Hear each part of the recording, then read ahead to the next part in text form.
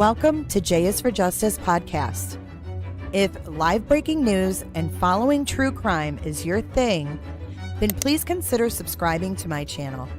And if you like what you see in my videos, please consider giving them a thumbs up.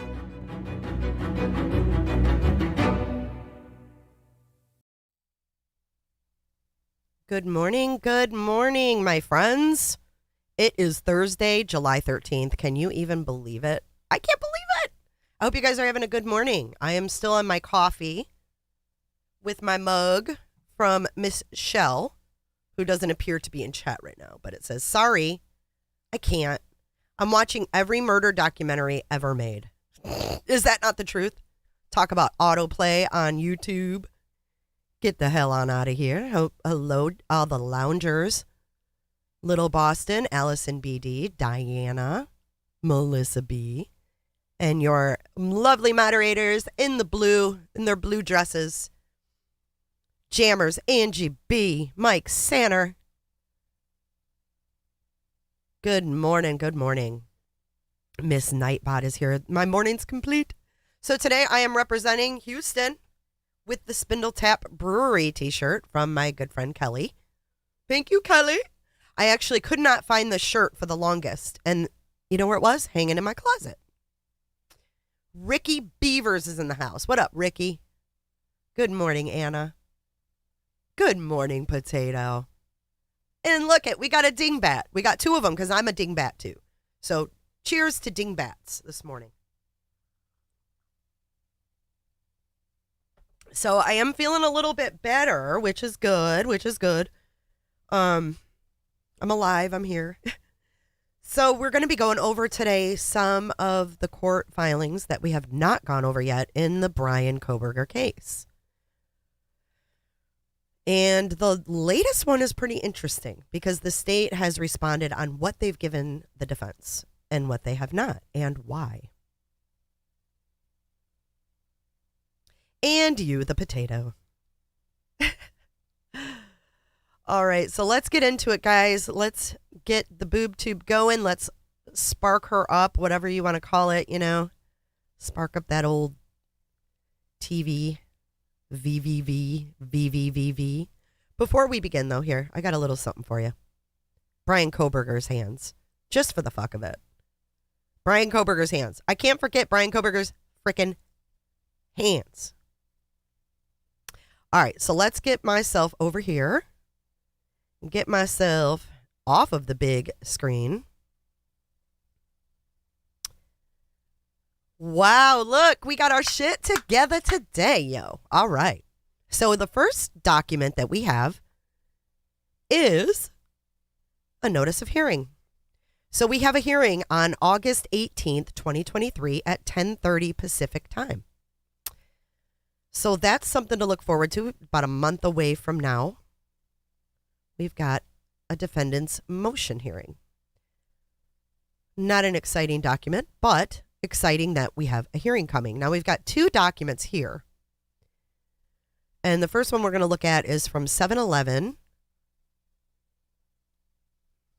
And it says, comes now, the state of Idaho, by and through the Latah County Prosecuting Attorney, submits the following supplemental response to defendant's second motion to compel discovery, filed by the defendant on June 15th, 2023, and in compliance with the court's order on defendant's second motion to compel discovery, ordered June 29th, 2023, to June 27th, 2023. I have no idea what nunce pro tonk means. I'm sure lawyer can explain that to you guys. The state respectfully submits the following specific supplemental responses. Items 1 through 8. It says state's responses in blue, but they're not in blue. They're down here. So we'll make them in blue. They're blue on my screen. So it says request number 1, investigative reports and conclusions from all cell phone analysis, including but not limited to any analysis conducted by police agencies, FBI CAS team, and other Idaho authorities. And then Bryan Kohberger's defense says, the state has responded by listing page numbers and audio-video file names of information and data provided to the defense in discovery. As of June 13th, 2023, counsel for Mr. Kohberger has not received any investigative reports and conclusions of analysis of this data conducted by police agencies. And the state responds and says the state has complied with this request and has provided the following. And then it says Bates and numbers and the date it was discovered. So we've got 4 different discoveries, 6/5, 6/5, and 7/11, 7/11. And then we have AV00296 discovered on 5/8/23. So he's asking for any cell phone analysis by anyone, and it says that they've given it to him. Number 2, request number 4. All footage provided to forensic examiners with FBI used to identify make and model of vehicle. Now, this is about the white Elantra and the photo used, the stock photo and all that stuff. So all reports generated related to the ID of the white Elantra, all reports, communications, and documentation related to the change in year of the white Elantra sought, and CV or credentials of forensic examiners. Bryan Kohberger says the state has responded by listing various page numbers and file names of recordings they have previously provided. However, they do not provide any reports generated, communications, and documents relating to the change in year of the white Elantra, or the identity or CV of the forensic examiner who has identified this as the make and model of vehicle. And the state replies and says, we've complied with this request and provided the following. And this says Bates and some numbers, Bates, some numbers. But it says discovered 425. They go in order here. So 425-23 was discovered and it's related to A. And then this one discovered on 6/5/23 related to B. And then again on 6/26, this one is related to C. So we've got A related to B and B related to C. So what is that? I don't know. Something to do with the Elantra and the steps they took to uncover what kind of car it was. So I think he's wanting to know. I think he's confused. Like, how did they have the wrong year? And how did they come up with the right year? Like, how did they go from one to the other is, I think, what he's trying to get from this. Request number 17. The state has responded that they are attempting to obtain this information. If it exists, the state will comply with this request upon receipt. As of June 14th, counsel for Mr. Kohberger has not received this information. So they're saying on June 14th, this is what's confusing to me. They're saying on June 14th they haven't received anything, but then the state responds and they say, we provided this on 4/5. Excuse me. I'm still getting over the flu or whatever I had, so pardon me if I have some coughage. But they said they provided it in April. But in June, Kohberger's defense is saying we didn't get it.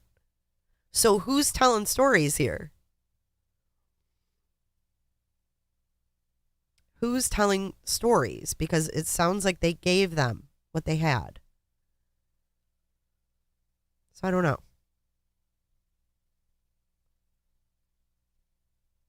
Request 23, number 4. The state responded that they have provided AV 000123, discovered on 3/30. However, this is the one that confused me. The provided recording is an in-person interview with FBI agents rather than the phone interview done by Moscow police. The state has been informed. This is the state's response here. The state has been informed. This phone interview was completed by S.A. Shirley, who confirmed this referenced phone interview was not recorded. An in-person interview with FBI agents with who? And who's S.A. Shirley? Does anyone know? Does anyone know?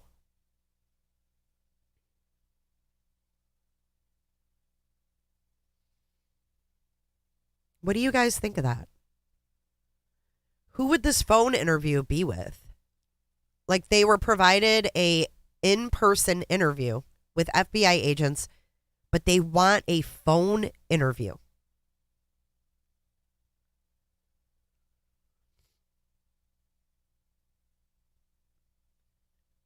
John, hey Jay, Pullman, Washington, Moscow Regional Airport weather history.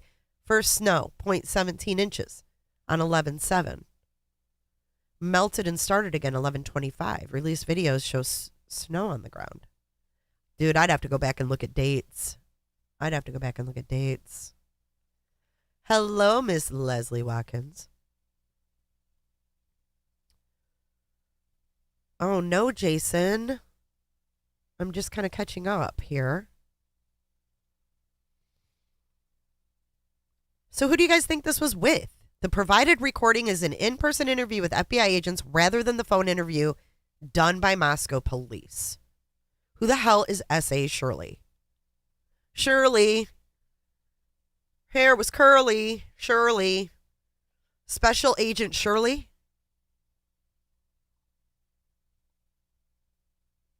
Curly. Or Shirley, the short little girly. Eyes were dark. Hair was curly. Shirley. You guys know that song? If you know that song, you get a fucking mug. If you say who sings that song, you get a mug. I'll be looking. Request 109. Identity of the FBI special agent that is a member of the cellular analysis survey team that was consulted with to determine locations of the cell phone from 11/12 to 11/13 and all CAS certification records and trainings for the involved agents.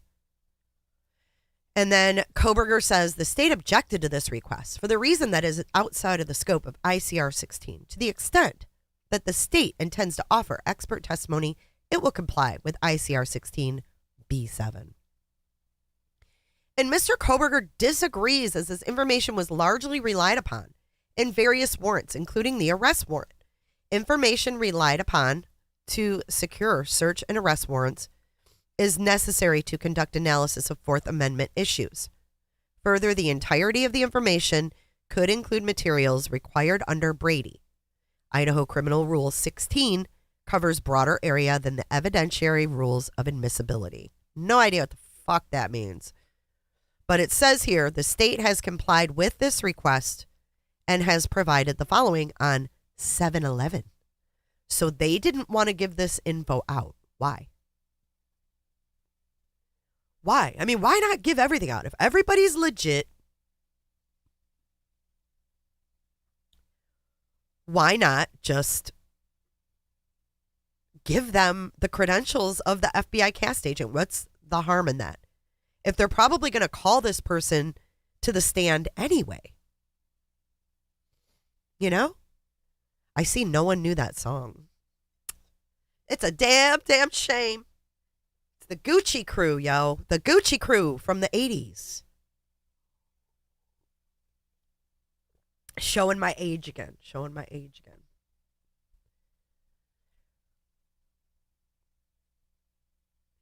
Request 120 and 140. All tips received by law enforcement relating to this case. Well, wait, I want to go back to this where Shirley, the fresh little girly, didn't record an interview. Why wouldn't they? Why wouldn't they record everything? What's up, John? Thank you, John, for your super chat. Look at John coming in hot. You guys are so supportive, and I want to thank you for carrying me through getting my monetization back and getting back into the YouTube partner program. I still have to wait another month to get paid. It's hard, but thank you so much, you guys, for assisting on carrying me through. You guys are the bestest in the world. So John says, thanks, because I don't have any related there, and that was the only weather report I could find. It sounds like we have a local in chat. Maybe they can, shed some light on the weather. Why would all the weather reports be unable to be found? That's kind of weird. What?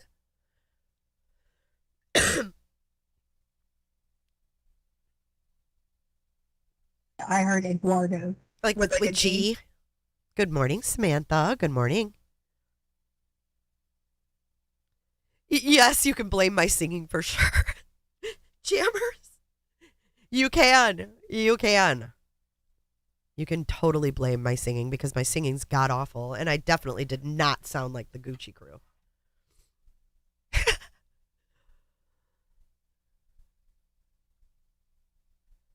Oh, you know what? I don't think it's Shirley. I think it's Sally, that girl. Oh, no, here it is. Listen, I'm going to play a little bit. Listen to the story about this fresh little girlie. Her name is Cheryl, but Call we her call her Shirley. Shirley. She lives about a block or two from us and with the Gucci crew.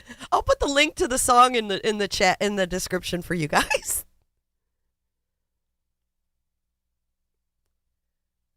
Keffer is at the courthouse.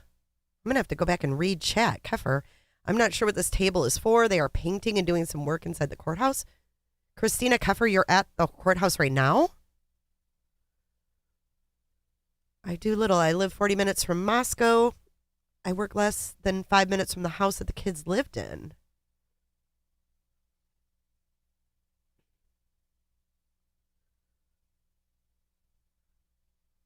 Thank you, Marie Arnold. Marie Arnold coming in hot as hell this morning.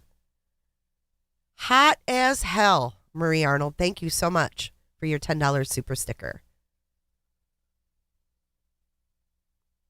Oh my gosh, Janice Burns. You guys, I'm sorry to interrupt our live, but I have to say hi to Janice Burns. Janice Burns. She has to hide her phone at work. Shit. I don't want to get you in trouble, but I miss you and love you, Janice. Do not get in trouble. I want to thank you. Thank you, Marie Arnold, so much. All right, let's get through these. Let's get through these docs. We're clowning this morning. That's one thing about morning streams with JS for Justice. We're not in a big rush. But tomorrow, you guys are going to want to tune in. 3 p.m., I'm getting back to my Monday and Friday 3 p.m. streams. Every week, Monday, Friday, you can guarantee I'm going to be live at 3 p.m. So tomorrow, we're going to be going over some statements from the friends of Kaylee and Madison. And Xana. And Ethan. Sorry, all of them. All four of the Idaho 4. You're not going to want to miss it. I know a lot of people haven't seen this or heard this information, and I think you're gonna really enjoy it. So here we are, back in the tips. So the state has provided various tips through discovery. However, they are scattered in pieces. A complete and chronological list of all tips has not been provided. So the state says we have complied by providing all tips in its possession to the defense. The state will continue to supplement this request as additional information is received. The tips have been provided in the same manner as provided to the state. A, quote, complete and chronological list of all tips does not exist. So I'm wondering, how do they organize their tips? I'm really curious about those.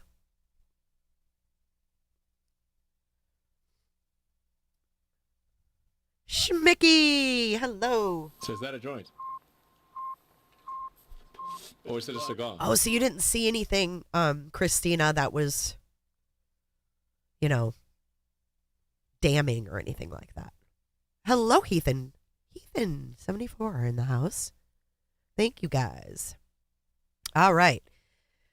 Let's get back to this. So I want to know how they organize those tips.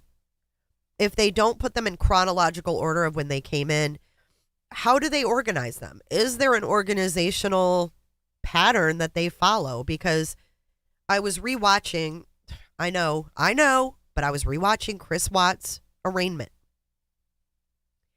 And it's just really good to go back because I'm not so emotionally attached to that case anymore. So I can kind of watch it in a different light. So I went back and watched that, and I was like, how do they organize this? Because the judge was like, okay, we need to keep it is arraignment. They were like, he was really adamant because the prosecution didn't seem to really give a shit about some of the motions that Chris Watts attorney filed, like keeping some things private. You know what I mean?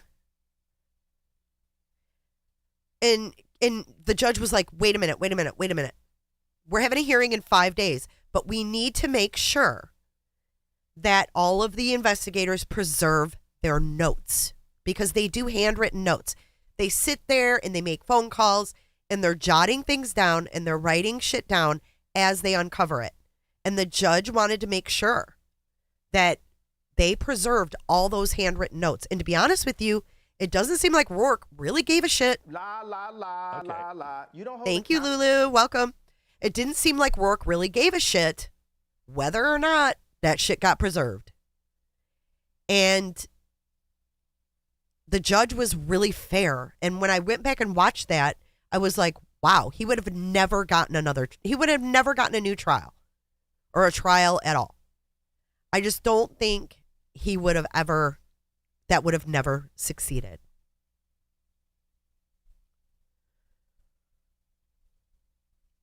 Because the judge really did follow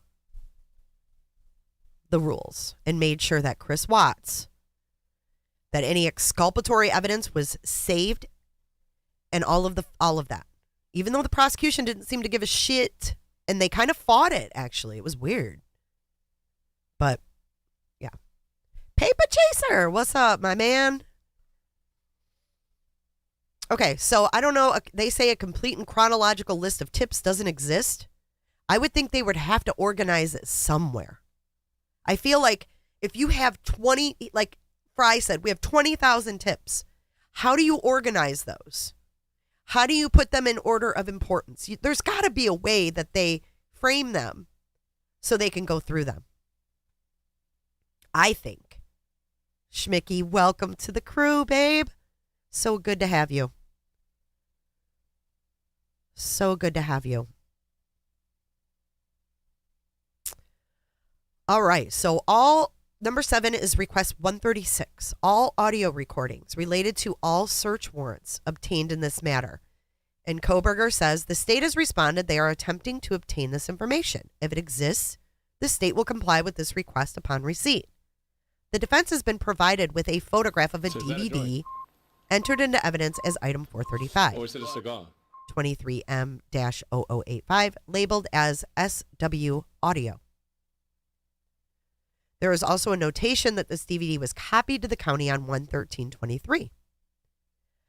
The state has complied, they say, and has provided the following on 2/7/23.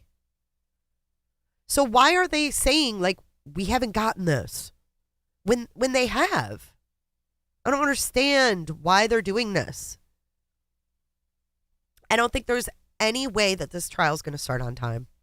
There's too much BS. Hash cats. Am I one of those clowns you speak of? Yeah.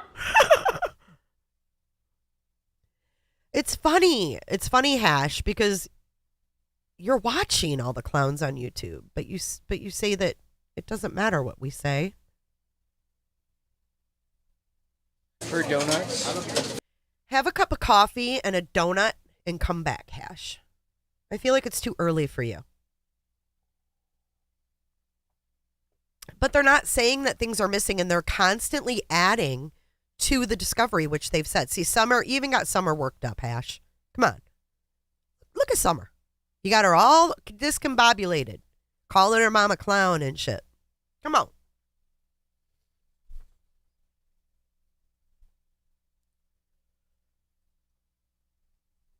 But they're not saying like, oh, they gave us this, but they're holding back some. They're not saying that. Request number 8 is request number 164. They've made a lot of requests if we're up to 164.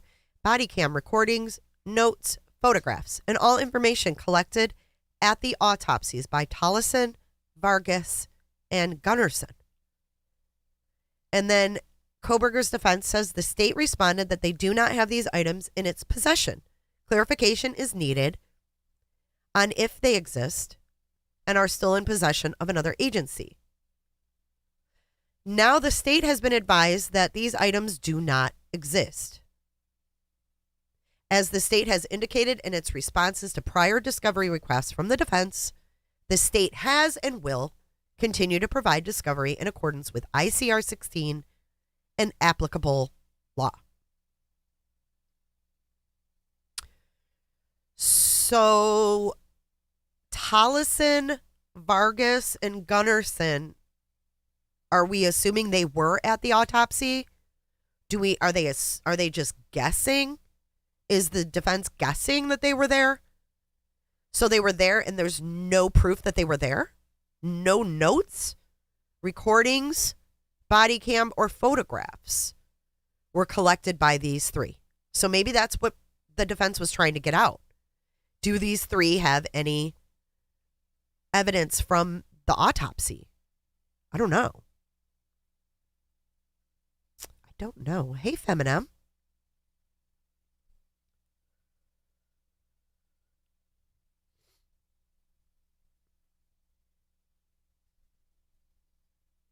Curious, too, about this poll we've got going. 72% of you think no way it'll start on time. 28% of you say it will. Bernice Rivera. I know Tollerson was there for sure. I think my butt told some people. Huh. Interesting. But I don't know what the protocol is for, agents or officers that attend autopsies. Do they normally take notes or are they just there? I don't know. That's something I don't know the protocol for.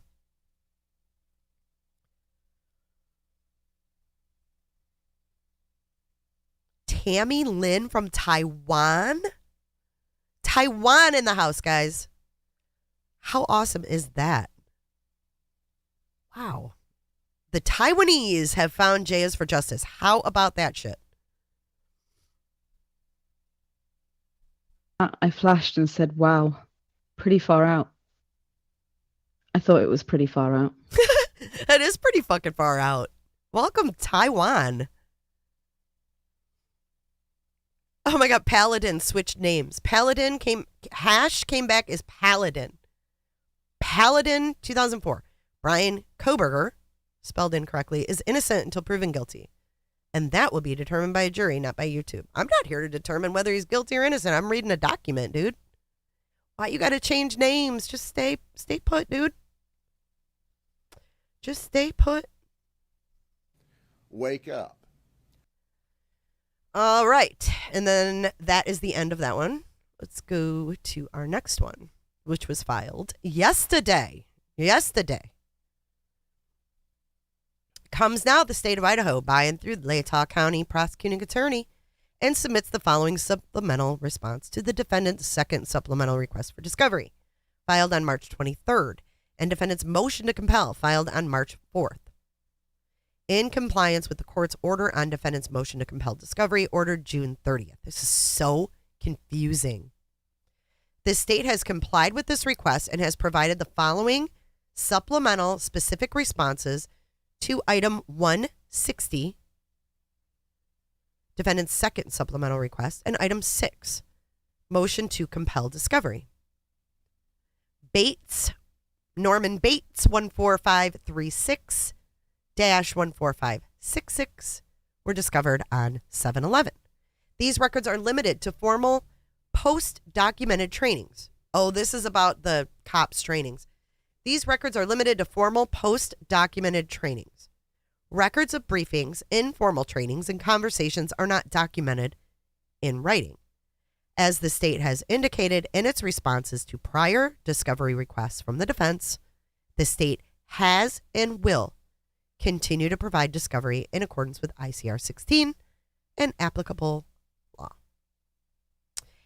And that is it. So there's been a stay for 37 days.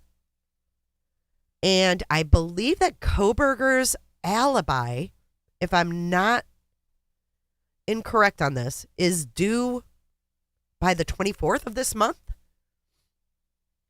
Isn't he supposed to have his alibi worked out and turned in by the 24th of this month.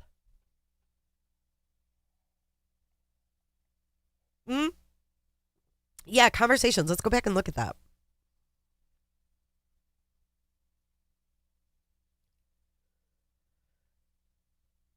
These records are limited to formal post-documented training. So I think what they're saying is they only have the records to like official trainings for these guys. I don't know. I mean, that's what I'm guessing. Not, they don't have all the informal trainings they received, I guess. Okay, thanks for confirming that. So he has till the 24th for his big alibi. I mean, here we are. It's July 13th, 2023. And when this clown was arrested on December 30th, 2022, the first statement we heard from the prosecutor or the defense attorney, the public defender, rather, in PA was Bryan Kohberger cannot wait to get back to Idaho so he can be exonerated. Because you're a liar. He ain't going to be exonerated. If he was going to be exonerated, his ass wouldn't be sitting there for 7 months. Welcome, Bella, to Doggy Cam. Patty Moore is following us on Facebook. Thank you, Patty. Thank you, Patty. Mike C. says, I can't wait for his alibi. Hash cats. I hope they convict that knife sheath. Is that supposed to be funny? Huh? Is that supposed to be funny? And sadly, nothing that he allegedly said was on body cam. I don't know what you're talking about. These nuts. I mean, I wonder what his alibi will be. We don't know what he kind of like set up before he got caught. Oh no, not a serial emergency. Exonerated, Tammy Lynn says exonerated implies that he has to have been convicted of something already in order for him to be exonerated. Does that mean he has something planned for appeal then? Huh, I never looked at it like that. What's up, Travis? Travis, Florida. Haven't seen you in a long time. He says he's controlling South Florida a day at a time. Ooh, that sounds serious. Paladin. I hear there are thousands of clear photos of the license plate of that Elantra inside the house at 1122 King Road. Wait, what? There's thousands of clear photos of the license plate inside the house?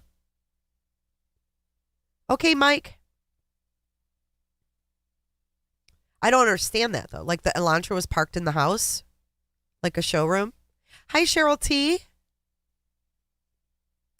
I also heard that Bryan Kohberger is going to be exonerated. I mean, we hear a lot of things. Potato's right. But, hey, I've never heard that one. Never heard that one before, Paladin.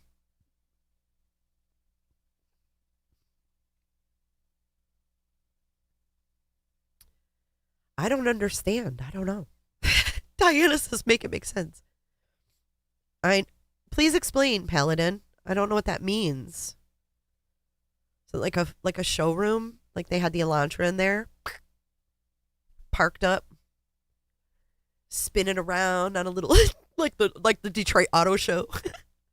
Models around it. Like, what are you talking about?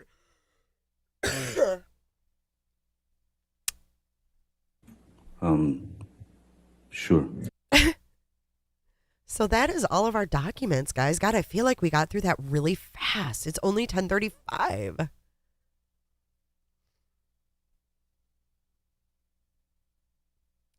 Aurora Rain says, this is beyond insane. There isn't going to be a trial and this dude is walking. What is up with the state? Why does everybody think he's going to walk? I've heard several people that think he's going to walk. I just don't see it. So you guys, I want to talk to you about a couple things now that we have a little extra time here because we blaze through this like the kick-ass people we are here. But I want to remind you something. Hey, Hash, check this out. Bryan Kohberger's hands. What do you make of his hands? Look how little his thumbs are. Maybe the bleach shrunk his thumbs. I don't know.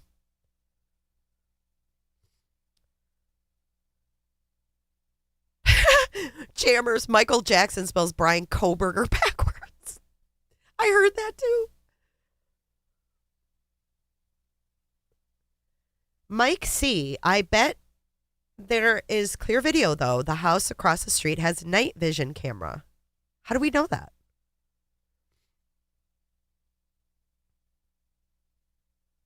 That was fast as well as entertaining. Well, if it was as good for me as it was for you, then I feel like I have done my job today.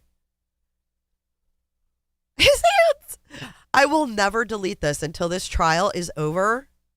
We will always have Kohberger's hands on standby just to remind those people of the facts, because you can't make this up. This is not edited by any means or any stretch of the imagination. We basically just have Kohberger's hands that are a hot mess. Something ain't right.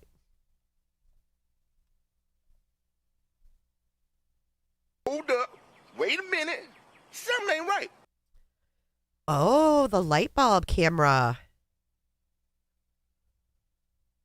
How would you like to go on a date and hold those hands? Oh, my God. Cheryl T., we're going to let you go on record. She said, let me go on record. He's not walking. Please. Misbehaving Nika. Someone speculated that the charges will be dropped at the motion hearing in August. Not a chance. Not a chance. Bernice says, sadly, I know people on meth with hands like that. Are those meth hands? Or are they killer hands?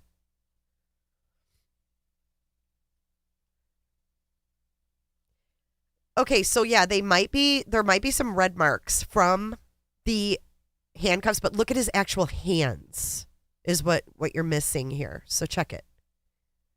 Let's zoom in on this fucker's hands. There's something that went on with these hands. Okay? Something. Those nails, they definitely look like they had hit some chemicals. And then how about the marks upper on his arms? Like, you go up from the handcuffs. Like, the handcuffs, if they're tight, they only go so far up the arm. They're not going to go up to his mid forearm and leave scratches.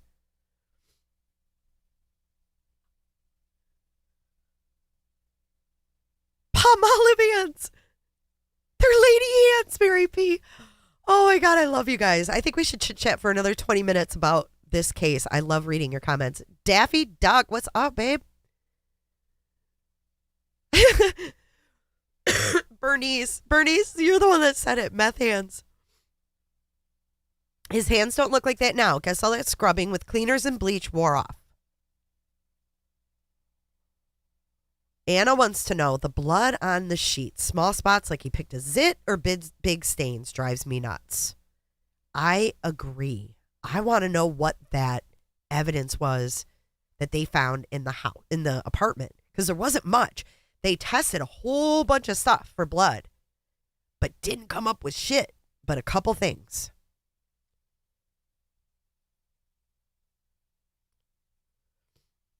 So, do you guys think that he was? I don't think he was doing meth. We don't have any proof he did meth. We know that he did heroin back in the day, but we don't know that he did meth. So that would be like speculation. Okay, let me do some annotation here. We're going to study his fucking hands again for a minute, just because we can. I've missed you guys so much, being sick and all. I'm such a chatterbox that My husband tells me, oh, dude, just go live. Like, I know. I like to talk. Okay. So let's see if we can sharpen this up a little bit. That might be too much. Let's see.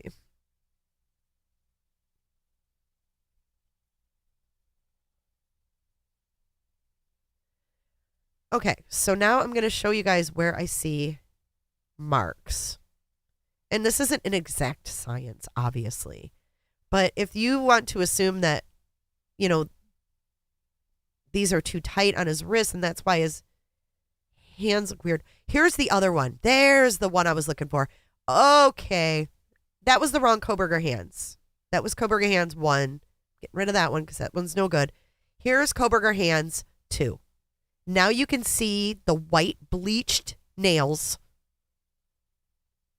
Now, mind you, remember when he was arrested, he was wearing gloves. From what we hear, when he went back to PA, he was wearing gloves the whole time.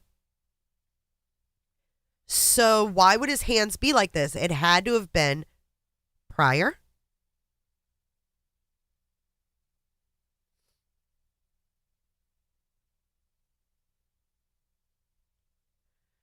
So to me, this one's more telling than the other one, just because you can see that it's not just from the cuffs. The nails are weird. Look at the knuckles. I mean, definitely something was on this dude's hands to make them this color and to make his nails like that. That just doesn't look right. Paper Chaser says, this will be the most watched trial if it's ever televised. I couldn't agree more.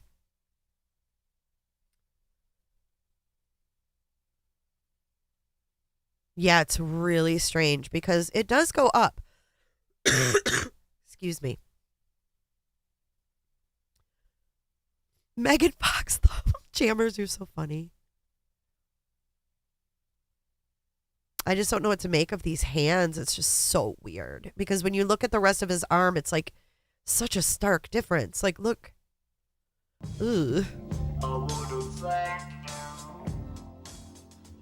Thank you for your super chat, Paper Chaser. I agree. I think that this is going to be bigger than OJ, honestly. It's just, that's so weird. And you know he loves that.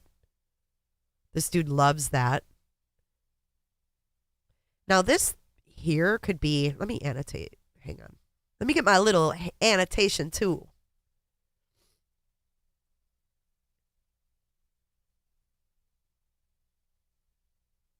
I'm going to show you what I'm talking about. Nancy, it's so comforting to be on a live right now. I lost my father-in-law last week and had to put down our puppy Suki. It's nice to do something normal and be on this chat. Thank you. Nancy, I'm so sorry for your losses. It's horrible. It's hard enough losing your fur baby, but your father-in-law on top of it, I'm so sorry. And I'm so glad that we can all be here for you. You are amongst friends, my lady. Definitely got support here. Anybody else, man, if you're going through shit, we all are here for you. We go through shit every day. We all have our own shit. And if you need any kind of support or, boosting, we are here for you.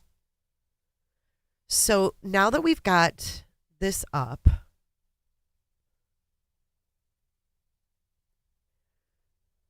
see this right here?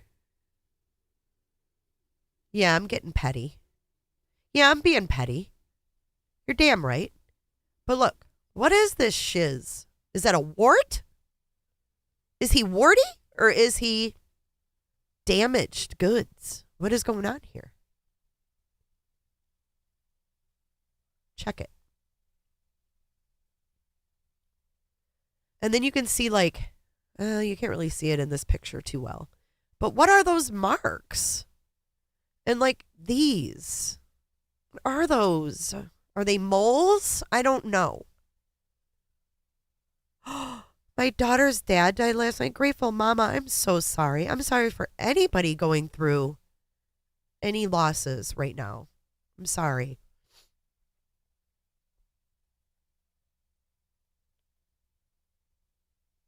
you remember when, and I hate to bring up Watts again, but remember when they did Watts and they had like his hands and they stripped his ass down and they made him take his shaper off. He had his abdomen shaper and they made him take that off and his stomach was all crunched up. But they took pictures of him to see if there were any marks anywhere. And you can bet your ass they did this to Bryan Kohberger too. Now, I don't want to see that shit. There's no way on God's green earth that I want to see Bryan Kohberger naked or even partially naked. But you can guarantee they took pictures.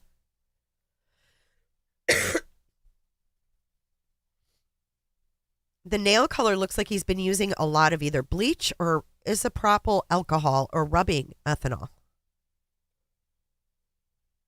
Every time I say Watts, Jammers pukes. Aw, well, grateful mama. Sending good vibes to her. Sending good vibes to your daughter. He could be one of those people that wash their hands 50 times a day, says Meep. Right, but we didn't see his hands like this in any other photos that we've seen. And we never heard that he was the person that washes his hands 50 times a day. That's the thing. We've never heard that, and we've heard from his friends. So, Frag, I'm with you. I was just looking how to get this picture off the screen because I'm done with his hands. I'm trying to find it. There it is. Bye, Blowburger. But yeah, so I've got some other things that I want to talk to you guys about. So, some exciting stuff going on here at Jays for Justice. And I can't tell you everything, but I can tell you a little. So last week, or rather 2 weeks ago, I went out of town for a quickie. I was gone for a day, for 24 hours, and no one even noticed that I was gone, which is wonderful because I didn't want anybody to notice. But I was gone, and I did a quickie and interviewed for a TV show that's going to be coming out in the next couple of months. And when I have more information, I will share that with you guys because I'm so excited. And you know what? I'm tired of worrying about the haters that want to see me fail, the haters that want to see me kicked off shows like they did to me with Dateline. I'm done with it. If they want to be assholes, that's on them. But you guys are here and you support me and you deserve to celebrate these things with me. We need to celebrate these things together because we're all here, you know, and you guys support me. And I just wanted you guys to know that there's good things happening and I just can't say what show yet, but you guys will love it. And I'll let you know when I can tell you more. Because the only reason I'm keeping it close to the vest is because, let me tell you a story. When I first started YouTube, I had Heidi Broussard's friend on. You guys all know this. The case broke when we were live. So that got a lot of attention because that's really never happened before in the world of podcasting. So that got me a lot of attention. And then I went on Dateline for that show. And I had a couple of girls that were really helping me with the podcast at that time. They don't help me anymore. I don't even know what they're doing anymore. But one of the girls started dating someone I interviewed, his son. So I was doing an interview with Steven Peterson, who is the son of Drew Peterson. Drew Peterson is in prison for life for murdering his wife. His third wife, Stacy Peterson, is still missing. So there hasn't been any charges in that. But I interviewed Steven, and the girl who was helping me sought out the interview with Steven. Yay for her, right? It was great. It was a great interview. Well, she started dating him after the interview. And I had no control over that. Okay? I had no control over who she dates, who she sends pictures to. I dealt with it throughout the whole time of her being involved in the podcast, sending pictures to 18-year-olds that followed me. It was just sick, weird stuff. Anyways, she starts dating him. We have a falling out. after she went to New York City with me and everything, and we went on Dateline, da-da-da-da-da. Long story short, fast forward to last year. And I get hit up by Dateline and they say, hey, you did this interview with Steven Peterson. And we'd like to get your opinion on it and, have you on the show. We're going to be, revisiting the Peterson case in today's day. Because, things have changed since the early 2000s. So excited, man. They set up a studio in St. Pete for me to go to. They had a whole crew there to film me. We did 2 days of filming. And Steven Peterson was also invited to go on the show. But when I interviewed with Dateline in St. Pete, they told me Steven Peterson wants nothing to do with the show. They had contacted Steven Peterson. Okay? So, my dumbass was excited, and I shared it with my audience. And I was like, oh my God, I'm going to be on Dateline this Friday. It was filmed. It was done. We were 5 days from it airing. 5 fucking days from it airing. And I get a text from the producer. I need to talk to you. I've received an email that you're a homophobic and racist podcaster. They said, so we know we've worked with you in the past and everything was fine. We had no issues whatsoever. But we can't ignore this because now it's been put in our lap. So Steven Peterson emailed the producer and told him lies about me. Then Steven Peterson went into Unmasked Patreon Live and they all laughed about it.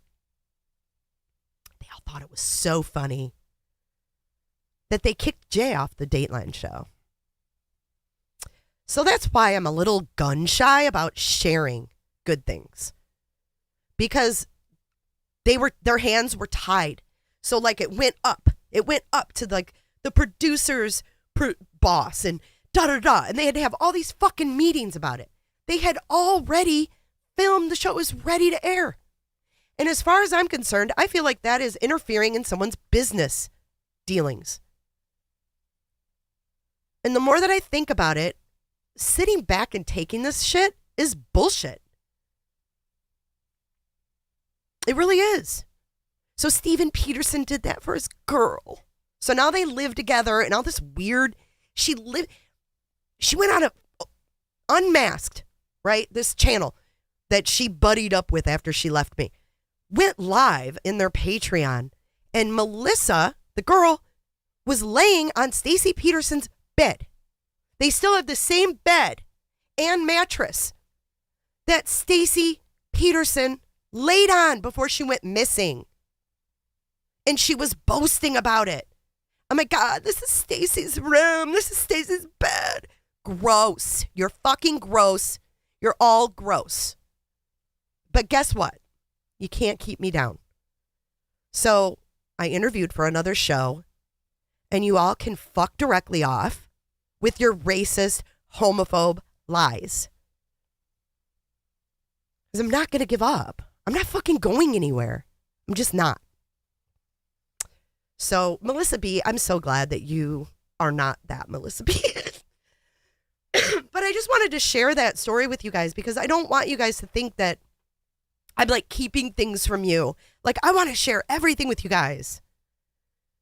You're my peeps, You're my tribe. So, still emotional, man. It is, because that's a big thing. And to just sit back and do that to someone and laugh about it? Yeah, whatever. Welcome, Tasha Sherrill. But no, that's the truth. That's what happened. No joke. And I agree. I said, if you go and look at all my podcasts, you'll see that is not true. But see, the boss's boss doesn't care. They don't care. They care about ratings. They care about if people are going to complain. So if they put me on there and then Steven Peterson makes a big stink, like the fucking fucknut he is, then they're worried about lawsuits and shit. And no network wants to deal with that. They made me appear risky. And I'm not risky. What you see is what you fucking get. And I'm never going to change. So, Melissa Peterson, or you want to be Melissa Peterson. I don't think he'll ever marry your crazy ass, but Melissa Peterson, wannabe, fuck directly off. This is for you. This is for Stephen and Melissa Peterson. I can't even believe I'm saying Melissa Peterson. It's so funny. C'est la vie, adios, fuck off and die. Looky Lou. Looky Lou says the first thing I see someone rocking dreads is they're racist. I love you too, Potato. And I just want to say, like, Potato and Shell, they've been my backbone through this. And they're like, you're not giving up. Like, we're not going to let you. Even when I felt like giving up. I know, Janice, it sucks. And if I had a lawyer, or if I had money for a lawyer, I probably could have fought that. But I'm just so sick of people fucking with me that I'm just tired of it. These people are so negative. It's not a show for entertainment, just miserable negativity. This is an actual show. They're just jealous, and pretty much everyone who's ever watched you knows. Thank you, Daff. Tammy Lynn. Here's another one. That's my favorite one when they sing it.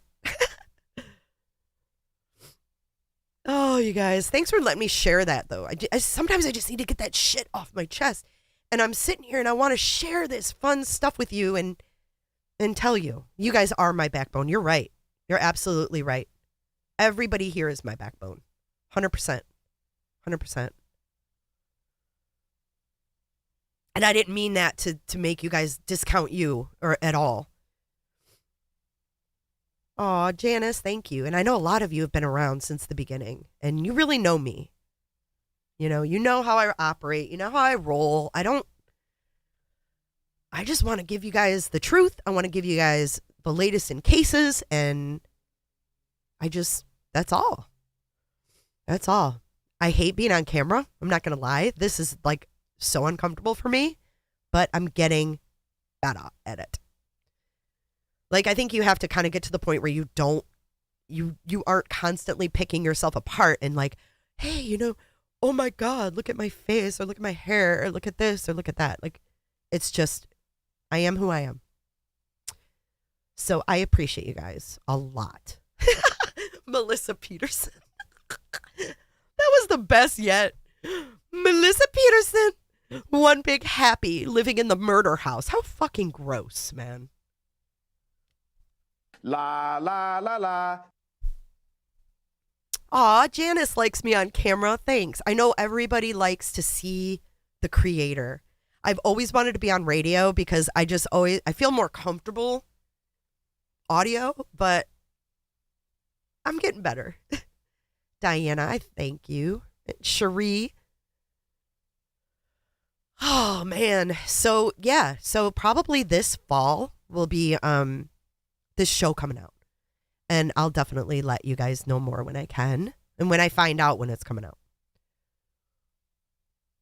I mean, I can take hate, like I could take, look at her stinky dreads. I can't tell you how many times I've heard that. Oh, her dreads probably stink. Da, da, da, ew, look at her. I don't care about that. Like, people who say that can fuck directly off. But what I do care about is people telling others that I'm a racist and that I'm a homophobe. I couldn't be further from either one of those things. Like, if you're going to lie about me, at least make it where it would be like somewhat truthful. Because that is just so not me at all. Trix, what's up? Thank you so much. She said, you're an amazing woman and an amazing creator. Thank you. I can't wait. I can't wait to share the show. I don't know what it's going to turn out like, but yes, I made a quick 24-hour trip, you guys. And when I got back, I got sick as fuck. So it's like, you take the good with the bad, I guess. But as soon as I can share more, I will. And then there was another, what was the other thing I wanted to talk to you guys about?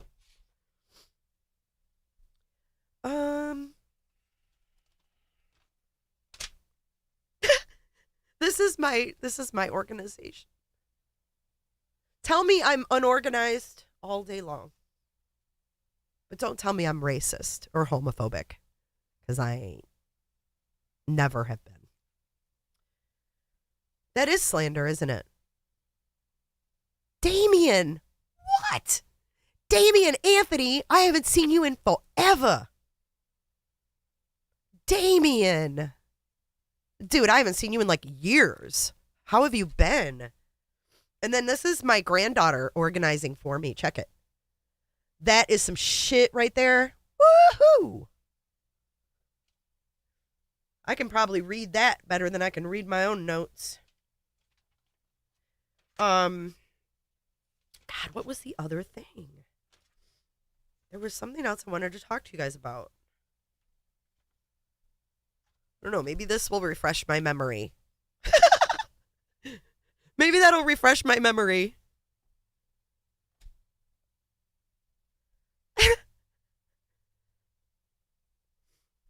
Sia. Hey, Sia.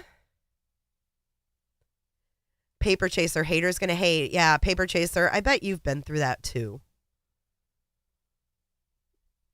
Timothy McVeigh. Come on.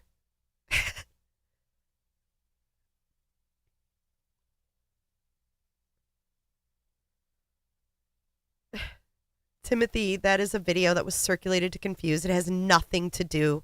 Timestamp is 12:44 a.m. Thank you, Diana.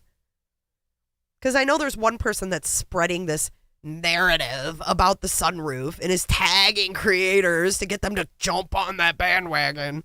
It's bullshit. Roberta. That's a total Roberta move. Total Roberta move. People on YouTube are creating narratives just for views. Like, I'm going to sit here and go, oh my God, this happened. So fucking cool. Awesome. Now you're Timothy McVeigh. Yikes. Yikes. Zinc Floyd. Hey, you. Zinc Floyd shared the cutest picture in our Facebook group. Of her as a little kid in the 70s. It's so cute. You guys, if you're not in our Facebook group, you might want to join it, or our Patreon.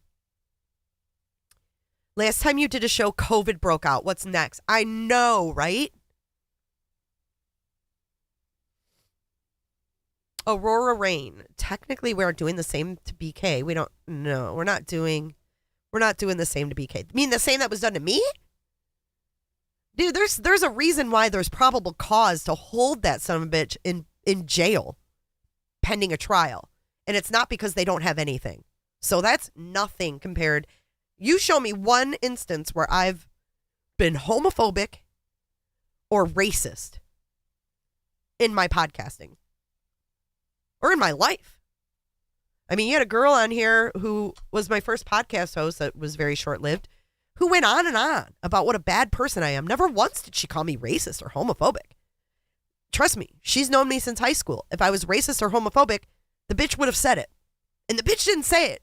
She said a lot of things, but she never said those things. Elaine from Yorkshire, I love you too. You are my kind of gal.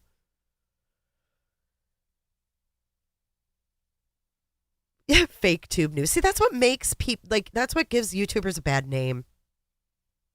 Is people that put fake shit out and try to get everyone on the bandwagon, and then they muddy the waters. Look at the Kylie Rodney case. It was awful. It was awful. And now that's resurfacing because of this whole Zav Girl thing. That's what I wanted to talk about. How could I forget? How could I forget? Let's talk about Zav Girl. I typically would not talk about Zav Girl, but I have some thoughts, and I'm not. this is how I look at this. Okay, I see a lot of YouTubers that are coming out making videos about Zav Girl, calling her a POS, saying all this stuff, right? I'm not going to do that. Definitely not going to do that. So is that a joint? Look at Potato. 18 months she's Or been is it a cigar? a luminary. Jay's Lounge Luminaries. I don't even remember making that. People can try to knock you down, but you get the fuck back up again and do even better. Anyone who knows you have a good heart and sees their stone cold ones. Thanks, Potato. I know, 18 months, man. She's a toddler here. So, I don't like the gang up on mentality. Like, personally, I think that Brian Entin is a little out of line. And I'm going to tell you why. There was a couple things that struck a chord with me. First thing was, and this shows me he doesn't understand YouTube and how it works, trying to get out on your own as an independent person, right? I don't have News Nation's legal team. I don't have News Nation putting together my stories so I can just sit down at a desk and just read the prompt. No, I don't have that. And neither do all these other YouTubers, Brian Entin. Because he says, I don't know why they don't use their real names. I'm going to tell you why they don't use their fucking real names. Because of the Lana Oriani's suing them. Because of the bullshit that I dealt with Dateline. All of this stuff is why people don't feel safe using their names. Do you really think that people without the backup of a big network's law team is going to feel comfortable putting their shit out for every Tom, Dick, and Harry to fuck with them? And yes, I said Tom, Dick, and Harry, and I have no fucking clue why. But for real, how out of touch is that way of thinking? You know, I don't know why they don't use their real names. Well, I'll fucking tell you, I got two examples. I got two lawsuits as an example. One from Lana Oriani, who defamed me in a fucking lawsuit. And I was stupid enough to forgive it. I don't forgive that shit anymore. I'm done. She put my personal business in a lawsuit and then tried to get me to write a letter to the court saying that they needed that to dismiss it. Bullshit. It's all bullshit. C'est la vie, adios, fuck off and die. For real. You don't do that to people. You don't fucking do that to people. And people who do that to people are not good people. So let's get back to Zav, okay? I'm not going to jump on the bandwagon and get on this lady. I'm not. I've watched her for 5 years. She started when I did. And I'm not defending anything. I would never, ever even think of purchasing autopsy photos of kids. I'm not saying that. What I'm saying is, in the way that Brian Entin is presenting her Patreon, oh, she charged people for these photos. As a YouTube creator, we have a Patreon because it's more private. Now, yes, she should have known better. Absolutely. She practiced horrible judgment. But she's human, right? I don't know what she should have done or didn't do. Like, that's really not my concern. Like, whatever the fallout is from this is something that she's going to have to absorb and deal with in her own way. And I don't know how she's going to do that. And it's not my business how she's going to do that. Given the fallout. So let's just let her deal with the fallout of her actions. Instead of making video after video calling her names and shit. Who does that? She obviously knows now that she's made a huge mistake, right? And I'm not defending her mistake or poor judgment or whatever it is. But I've never seen her, before the Kylie Rodney case, I never saw her. She was different, I feel like. And I don't know what changed, but I feel like she changed after the Kylie Rodney case. And I don't know what that is, but I'm not going to bash her. And I wish her the best with what she's got to deal with, because she's now got News Nation on her ass. And being the one that was sued by News Nation, that's not a good place to be. It's not a good place to be. You know, and him saying, you know, whoever you are, wherever you live, just encourages people to want to find out who she is, what her name is, and where she lives. And that's not right. Because you know what? What's next? Brian Entin? People, you get them fired up and they find out where she lives and she gets hurt. What's next? I mean, it's fine to speak your truth, but I don't know, man. A big news network coming out like this, it's just weird to me. It's weird to me. And I noticed when he interviewed Gannon's dad, he said, Brian Entin said, it's bad enough that, or she was charging me. Like, he wants to go on and on about this charging thing. And it's not like Zav created her Patreon and said, hey, I've got a new Patreon. Come pay $3 so you can see these videos and whatever.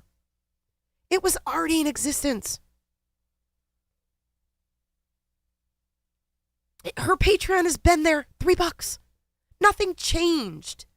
Now, if she set up a whole separate deal and said, here, all of this stuff, $3, you can see all this stuff. But I think that she's had her Patreon, and I think she has made a really, really bad choice. And I think that she's going to have to absorb that choice. And I don't think that we need to make video after video about her. It's her biz. It's her biz. And if she defends what she does, that's also her biz.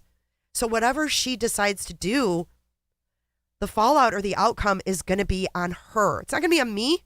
It's not going to be on you. And it's not going to be on any other creator. So just let her handle the fallout. It's that simple. It's that simple.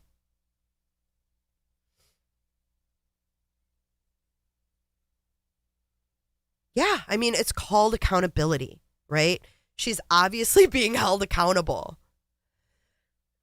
The state of Florida released the autopsy photos. So in the state of Florida, that's where his autopsy was done.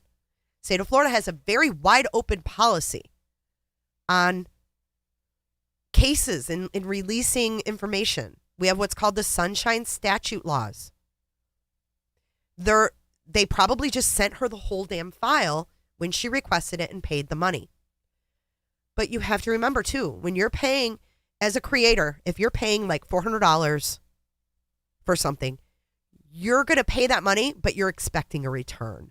So in that sense, she probably was expecting to at least get her money back on paying for that stuff. So yes, her Patreon's gone because she broke the rules. So let her absorb the consequences of her actions. We're not here to stomp her into the ground. Fuck. I just think that you just gotta let things play out sometimes. And intervening in every little thing of a creator's life is just not worth it. There's so much more important shit going on in the world. There really is. And, I can't imagine she's probably sick to her stomach over it. She probably regrets it. I mean, I would hope she regrets it at this point. I would never, just to let you guys know how I feel about it. I watched and streamed the Gannon trial. All of it. I sat there while they blocked the autopsy photos from the court. And I never once thought I need more. It never crossed my mind that I needed more. I mean, I was shook by the suitcase they brought in and displayed in front of the jury because it stunk. I was sickened by that. I did not think I need more. I did not think I needed more. So that's where I stand. That shit don't cross my mind to request stuff like that, especially with kids. And that's why I did the community post that I did today. And thankfully, Don B changed his thumbnail. It's just, we've got to be better. Like, we just have to be better. If we want to be taken seriously, if we don't want to be the clowns that Brian Entin wants to make us out to be because we threaten his job. If we don't want to be those clowns, we have to be better. We have to be better. Or we're going to be clowns. YouTube creators are going to be all lumped in this bucket of clowns. And I'm not a fucking clown. And I don't want to be lumped into that group. Because I try my best to be a good person, to give you guys facts, to not lie, to not give you anything that could be misconstrued. And I'll be damned if I'm going to let some big network lump all of us YouTubers into one category. And I know he said, oh, there's some that are good. And then he puts 4 up on the screen. Like, fuck directly off with that shit. He don't know them people. He doesn't know any of them. He had no offense to Lawyer You Know. I love his commentary.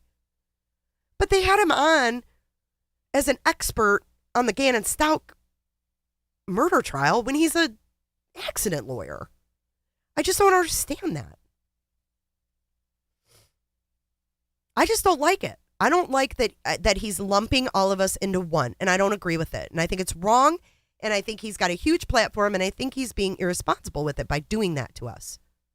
Because I've never done anything like that. And he didn't pop me up on the screen and say, oh, well, she's good. I don't like that. So whoever's in Entin's back pocket gets the thumbs up to be on YouTube. Everybody else can fuck directly off. Right? Everybody else can fuck directly off if they weren't one of the 4 that Entin showcased. It's bullshit. It's bullshit. Diana, I love more than his commentary. He's great. He's great. And I'm not saying anything bad. I'm talking about News Nation and the way they portray things. And, oh, you know, he's a great YouTuber because he's a lawyer. I'm not a lawyer. I'm not this. I'm not that. So I'm just a clown, I guess. And I'm sorry. I just don't like that. Because I'm not a clown, Brian Entin, and neither are a lot of YouTubers.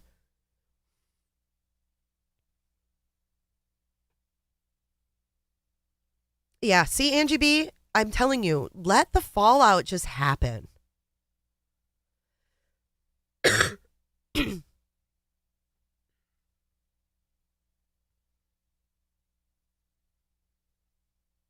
Just let it happen. We don't need to be judge and jury for Zav Girl or for anybody else for that matter. Rob, he acted like a jackass during the Rodney case. Who did? Entin? You guys know that News Nation, or who owns News Nation, Next Star Media, sued me, right? You know they sued me. They started out suing me for $2 million for copyright infringement and ended up with $5,000. That's how legitimate their fucking case was. They knew I couldn't afford a lawyer. I can't go against their DC lawyers. They had 2 lawyers in DC. Well, one they had to hire in Florida because they had to have one in my jurisdiction. But they have this Washington, D.C. lawyer,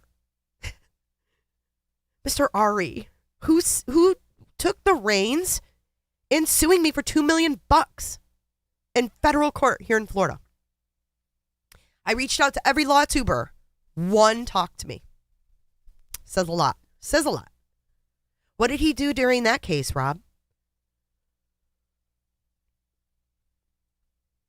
I'm going to end that poll since we're off that topic. Oh my God, that's perfect, Angie B. Clowns to the left of me, jokers to the right. Yep, you guys are all stuck in the middle with me. I just don't want to be labeled a clown by Brian Entin. I mean, it's bullshit. It's total bullshit. And I think it's funny, too, that he got his start being parked in the laundry's next door neighbor's yard for 2 months. 2 months! That's how he got his fame. His claim to fame is being parked in the laundry's next door neighbor's yard. And when Christopher Laundry came out, Christopher, do you have anything to say? Where's Gabby? This is the guy that's calling YouTubers a clown. It's just not fair. Because he made fun. Remember JB on WFLA made fun of the protesters out there in front of the house, but then used their interview with Cassie Laundry? They're hypocrites, man. They're hypocrites. Yeah. And I'm not saying anything bad about him personally. I don't know who he is. I don't know what he stands for in real life. but I do know what he's broadcasting. And it's just not fair. And yes, Paper Chaser, $2 million. You can go read the case on Pacer. It's there. So they sued me personally, even though I had an LLC. So they put my name and my business name. Well, then the judge said, no, you're not going to do that. Remove Jennifer's name from the lawsuit. You're suing J is for Justice Podcast, LLC. And that's how it went down. Now they're trying to get attorney's fees out of me. So they won $5,000 in a settlement for the copyright infringement that they originally wanted $2 million. Now they want attorney's fees, which is going to bring it up to like 50 grand or something like that.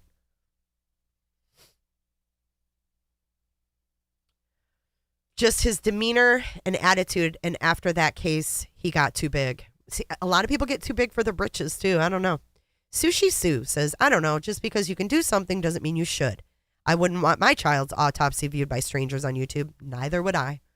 And I would cause the biggest fucking stink if someone did it. You can bet your ass. You can bet your ass.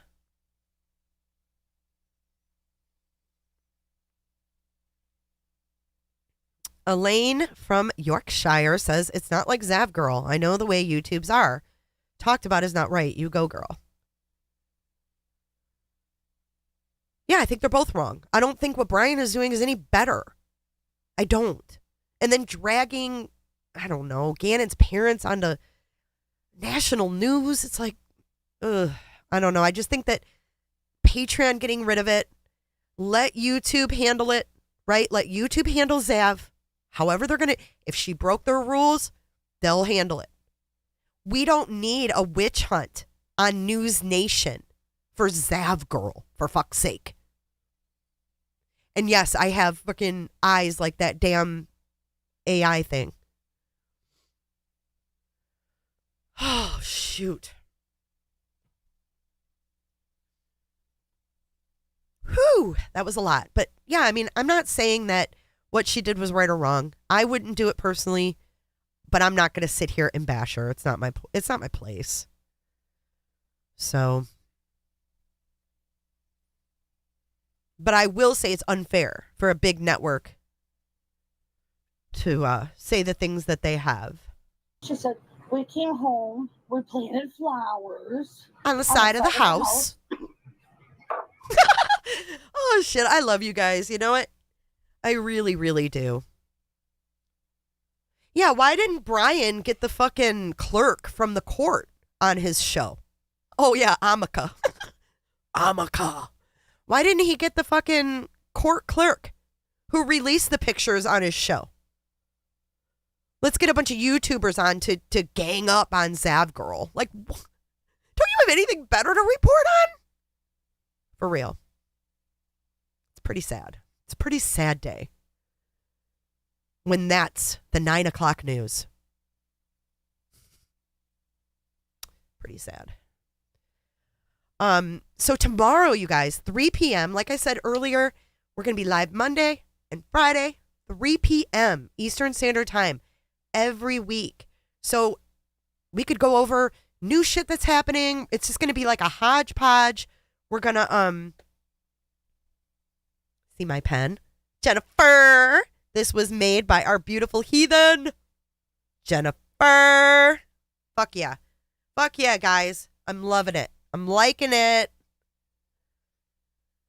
So anyways, we're going to be live Monday and Friday, 3 p.m. Eastern Standard Time. Even if we don't have a Blowburger update, we're going to be talking about news. We're going to talk about what's going on in the world. What's going on in crime. Whatever you guys want to talk about. We'll do polls in our Patreon. We will decide. You guys can decide what we talk about. We'll do polls. Sushi Sue, 10 to Life, did the same thing last year and nobody said anything. What did she do? I don't know what she did last year, but I know that she did a video on Ethan Chapin's hamstrings and no one said shit. No one said a god. Let's talk about this. Little Blonde, 10 to Life, talked about Ethan's hamstrings being sliced open. Graphic details months ago. No one said shit. No one said a goddamn thing. And guess what? She was one of the 4 on Brian Entin's These Are My Great YouTube Friends. Get the fuck on out of here. These rules should apply to everyone. He put her up there. I know there's good YouTubers. And then there's her. And she talked about Ethan's fucking hamstrings. Do you think that Ethan's mom and dad wanted that to be out there? If it's even true? Let's say it's true. Did she need to give those details? Oh, I got them from a reliable source of mine. And Ethan was sliced up and down his legs. His hamstrings were sliced open. But that's okay. Brian Entin, is that okay? Is it okay to talk about Ethan Chapin's hamstrings? That's okay in Brian Entin's world. He's going to endorse someone who talked about Ethan Chapin's hamstrings being sliced open. Got it. In the name of Jesus, Father God, Lord. People need to open their fucking eyes. Because just because someone has a lot of followers doesn't mean they are like, just because, I'm cute and I have a lot of followers and my agency gets me interviews with people. Doesn't mean they're on the up and up. Doesn't mean that they're doing good things. Because personally, if I was Ethan Chapin's parents, what about Ethan Chapin's siblings? What about them? We talk about Gannon's siblings. Gannon's siblings should never have to see his autopsy photos online. You're right about that, Brian Entin. But what you're wrong about is endorsing YouTubers that you clearly haven't studied. Clearly have not studied. Because I'd like to know what Ethan Chapin's siblings, not just siblings, triplets. Think about that information on 10 to Life's YouTube channel. So if we're going to call people out, call people out. You can't just pick and choose. You can't pick and choose. Oh, I don't know who is that. I've never heard of this YouTuber, he says. She calls herself Zav Girl. Okay, well, the ones you showed call themselves 10 to Life. What's the difference? She's talking about hamstrings being cut open on a 20-year-old kid. That's okay? I don't know, man. I don't know where these people get their ethics, but it sounds like they were gotten out of a trash can. Bye, Cheryl. You know I love you, babe. It's bullshit. Dawn's full of shit. But if you're going to call people out on ethics and doing things the right way and reporting things the right way, you have to do it across the board. You can't put certain people up there because they're pretty and they have an agency and they have a great professional looking page. You cannot endorse them just because you think they're great. He clearly hasn't researched, because the Ethan Chapin hamstring thing has been disturbing to me for a long time.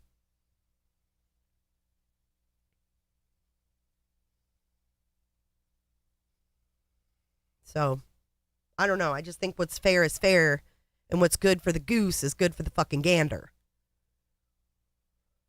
So, anyways, I mean, unethical is unethical. No matter who's doing it, no matter who's saying it. But no one will put her on blast. No, because Brian Entin endorsed her. She's good. She's good as gold. And good for her. But I object. Objection.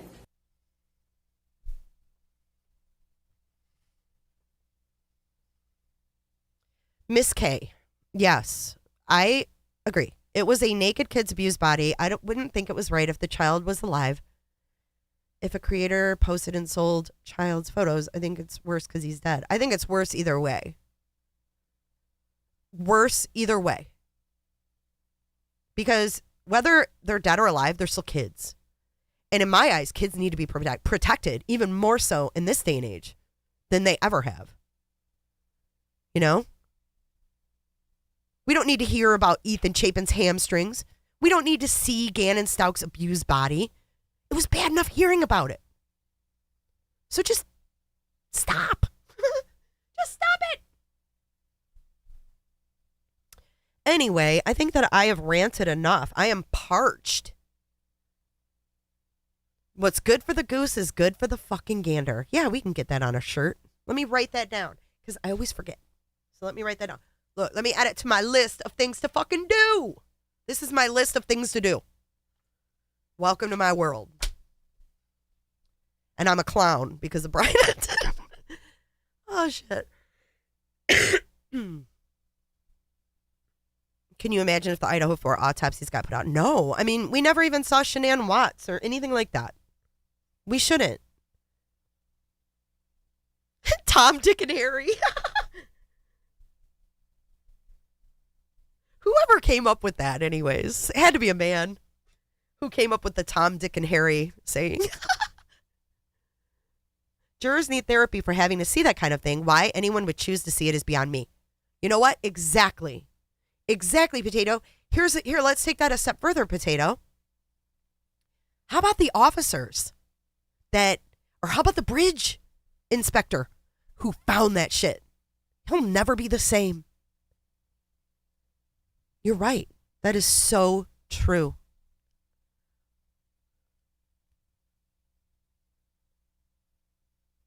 Rob says, oh, you want to see my list again? Right here. See, it's got Tom, Dick, and Harry at the top now. This is my list of things to fucking do. And look, 2022, bitches. I'm even a year behind on the shit. It's my baby podcaster notes. A visual of your brain and mine too, Potato. So we've got good for the goose, good for the gander. I'm not pro showing autopsy photos, so don't misconstrue what I've said. I don't agree with it. I'd never do it. But hey, let the fallout be the fallout for her. Just like the fallout for me. That from things that I do, you know?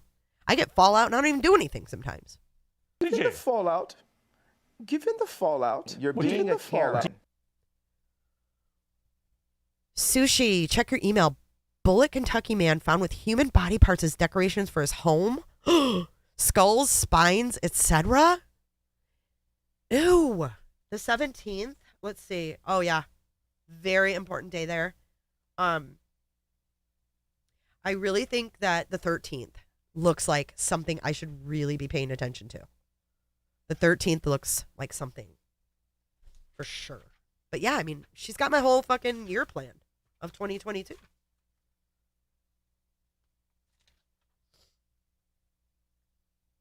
All right, let's look up Sushi's story and then see where we stand. I'm loving talking to you guys today. I'm really chatty today. Bullet, Kentucky. That's a nice name.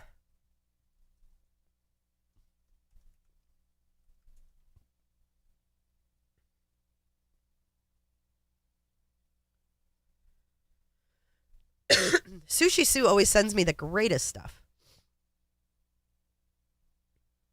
All right. Ooh, James Knott.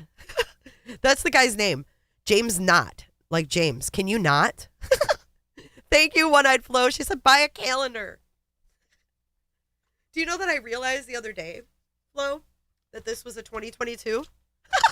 I didn't even realize it. Look, I was trying to get organized last year, and then I didn't pick it up until this year, and then I was like, fuck. It's a 2022, so you guys are going to laugh. Look what I did.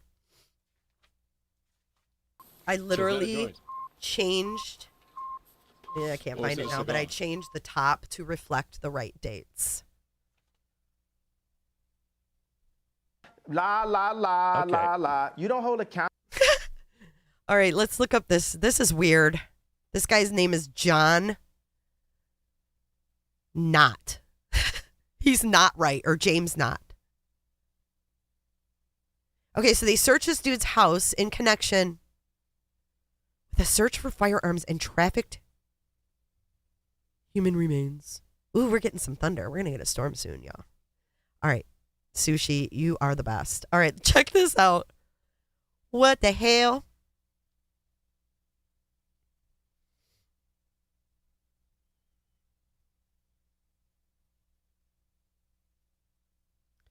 Oh, just really quick so you don't forget. Kohberger's hands. There they are. Okay, so James Knott. Police searched Knott's home on Tuesday. When they were there, they asked him if anyone else was inside, and he responded, "Only my dead friends." The FBI, what?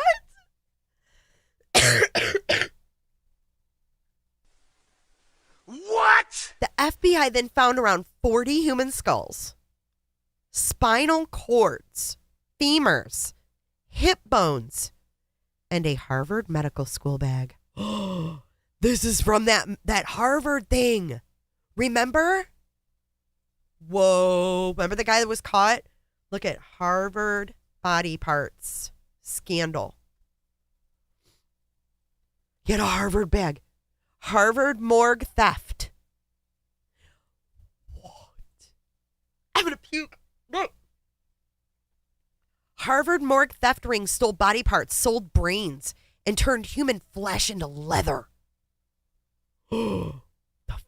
Leaving federal court Wednesday. The former morgue manager at Harvard Medical School is accused of stealing body parts from the morgue and selling them across state lines. Do you have any remorse? The criminal complaint names Katrina McLean, I'm a the owner of a shop face. called Cat's Creepy Creations. In October of 2020, she allegedly agreed to purchase 2 dissected faces for $600. What? Her business's Instagram account shows products made with human bones. She's also What the fuck is this?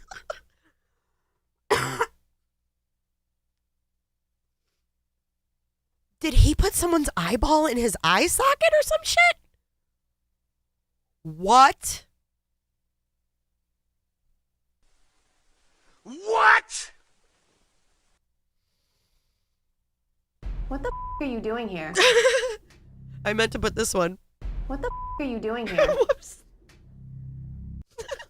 I love the dramatic music. For the love of what's holy.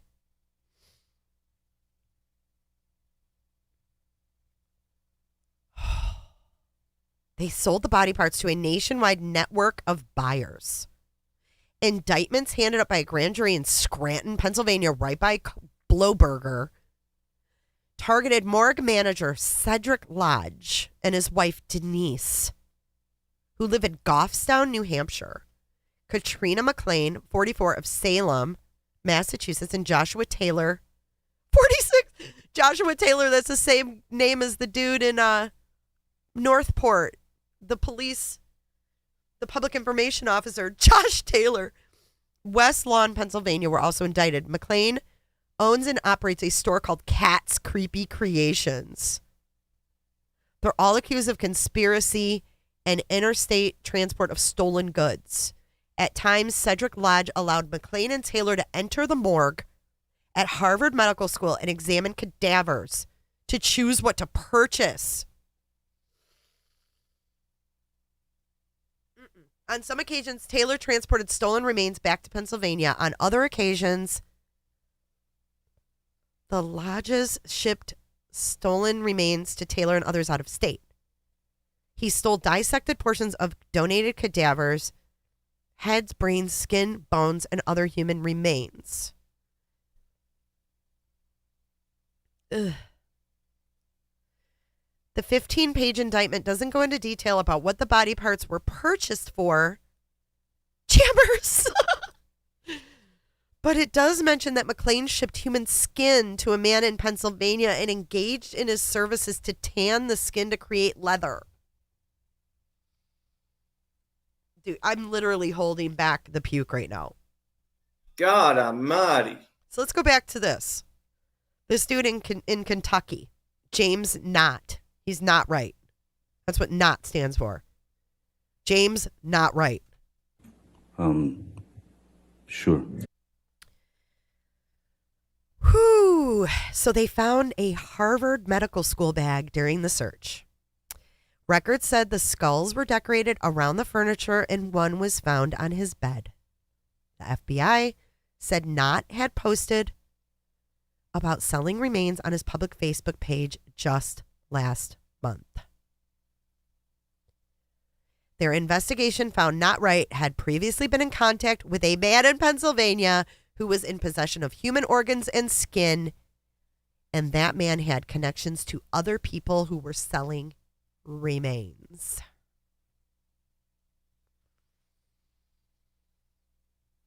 This is the guy. And look at his house. It's like a new house, like a townhome or something. Let's watch the video. When I served. Good Lord, this is disturbing. Put the lotion in the basket is right. Woo! Like, what the fuck is this? And everybody's like, what the fuck is this? Not first got on the FBI's radar when they were investigating a Pennsylvania man who was found to be in possession of human organs and was connected with other people who were selling remains. That led them to execute a search warrant on Knott's Mount Washington home yesterday. Not right. And what they found was disturbing. We do want to warn you, some of the details you're about to hear are graphic. On Tuesday morning, this normally quiet neighborhood was awakened by federal agents. He lives on Frank Lane. No pun intended. Okay! Search warrant on this home. Inside was James Knott, a man suspected to be involved in a network of people selling human remains online. Caroline Branham was at home asleep across the street, but her son's girlfriend was awake. She got up at 3 or 4 o'clock in the morning and saw all the blue lights and everything, and she still didn't know for sure what was going on. According to court documents, when agents asked Knott if anyone else was inside his residence, he responded, "Only my dead friends." Once inside, the meaning behind those chilling words became clear to agents. During their search, they found 40 human skulls, spinal cords, femurs, and hip bones. Some of the skulls were used as decoration, one wearing a headscarf, another sitting on the bed where Knott slept. It's a shock. When I heard this, you just never know who your neighbor is anymore. But it does. Wait, what did he do? It was in his bed? What? I got to hear that part again. What? One wearing a headscarf, another sitting on the bed where Knott slept. It's a shock. When I heard this, you just never know who your neighbor is anymore. What the fuck was he doing? Femurs and hip bones. Some of the skulls were used as decoration, one wearing a headscarf, another sitting on the bed where Knott slept. It's a shock. When I heard this, sitting on the bed where Knott slept. What the fuck does that mean? Am I missing something? Welcome back, Summer Lou. Welcome, Summer, back to Doggy Cam. She's decided to bless us with her presence. What does that even mean? Like a skull was on his bed? What is it? What? I just keep bouncing around. During their search, they found 40 human skulls, spinal cords, femurs, and hip bones. Some of the skulls were used as decoration, one wearing a headscarf, another sitting on the bed where Knott slept. Not like his... It's a shock. When I heard this... I was thinking like he didn't sleep there, but I forgot his name was fucking Knott. So where he slept, he had a head in there with him. I thought they were saying like it was on a bed where no one slept. Jesus Christ. You just never know who your neighbor is anymore. But it doesn't end there. According to court documents, Knott was... Look at William Burke. No go to Tennessee, Georgia, or L.A. or Louisiana. Louisville, Kentucky. DM for more info. What the... selling human remains on Facebook under the alias William Burke. The FBI says Knott has been linked to a network of people in several states who are... Do you think that this has anything to do? Remember, you guys, when we were following the Quentin Simon case? And they found... I found an article where they found a heart in a salt pile in Georgia. Do you remember that? Ugh.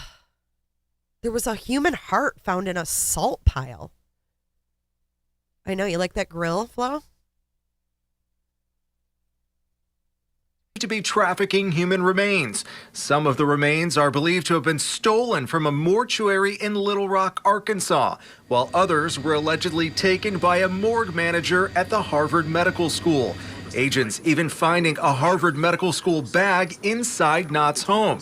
They also found weapons, ammunition, and materials to make destructive devices. Yes, I'm shocked. I mean, but anymore nowadays, nothing surprises me. This world is just, from when I was younger to, things have changed. They sure have. Well, right now, the only charge Knott is facing is the possession of a firearm by a convicted felon. If he's convicted, Knott faces up to 10 years in prison. Live in studio tonight, Drew Gardner, WLKY News. Wait. Thank you, Drew. Did I hear that correctly? He's only facing a firearm charge? How? I love Little Metro Police. Just give us an update on what happened. We got a call shortly before 2 p.m. Sorry. That's all he's facing is a gun charge? Make it make sense. Ugh.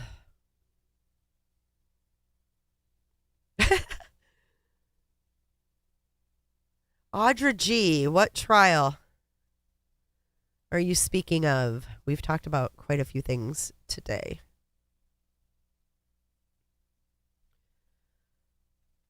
What's up, Prepper? Prepper 101 in the house. What's up, Preps? Merry Christmas, Prepper.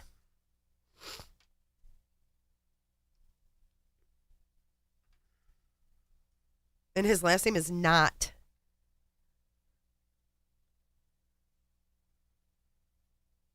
Check this out. This is for him. Let's see if I can get this. Let's see if I can get this right. Here, this is for Mr. Knott. Check.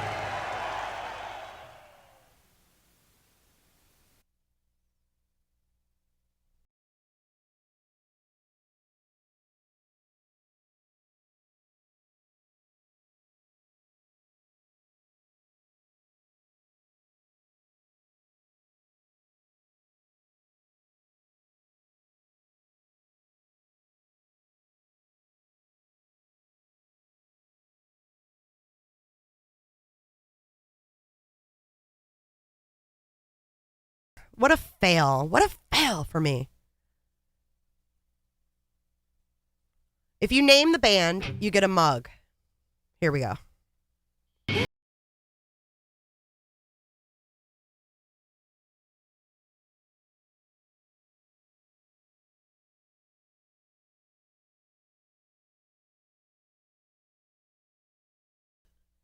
Was it not worth it? Not. Oh shit. Name the band and you get a free mug.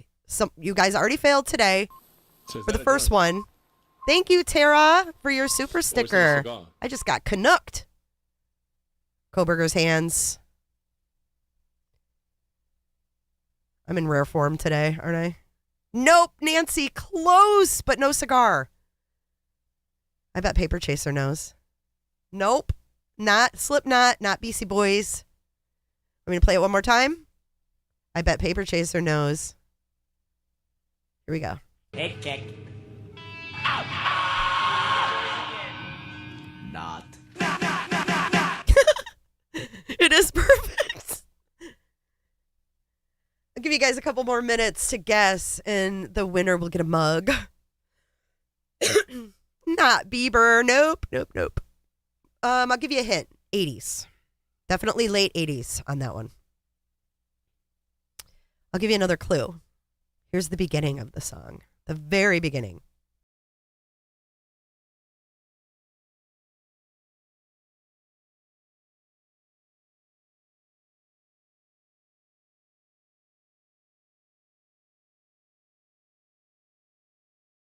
I can give you without getting copyright struck. I can't give you any more fucking clues. And this is why I wanted to be a DJ, because I fucking love music. And I incorporate music in everything I do and everything I say, I think. Rob got it. Rob, email me, jsforjustice@gmail.com, or the one right above, J4J Podcast Team, and I'll send you out a mug. Rob got it first, jammers! Some headbanging shiz. You guys got it. A couple of you guys got it. I haven't listened to Anthrax in 20 years. At least. You said it first, jammers. You get a mug too, babe. Email me your address, and I'll send you a little something. Thanks, you guys. Yep, it's "I'm the Man" by Anthrax. You got it, Rob.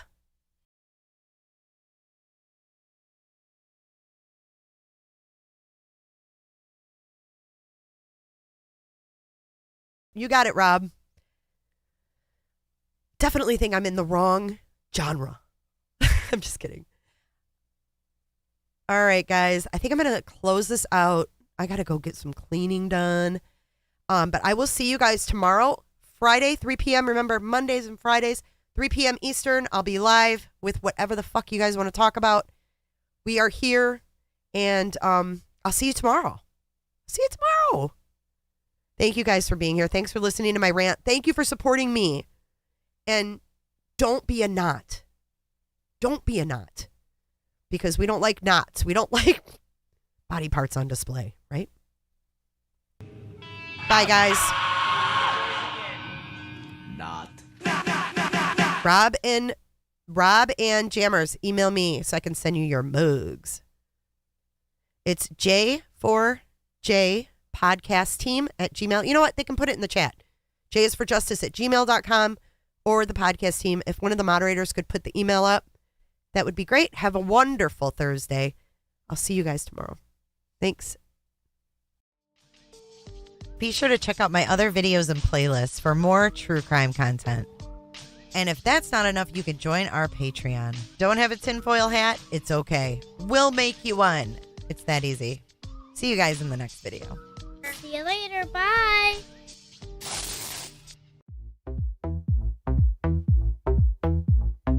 I don't give a damn. I don't really care about you and your problems. I don't give a damn. You talk way too much. I have heard enough about you and your problems. I don't give a damn. I don't give a damn. I don't give a damn. I don't give a damn. I don't give a damn. You wanna be with me. You wanna feel something real, but I'm feeling different. The lawyers. You're making plans to get to France. Bryan Kohberger. But I ain't got time for that.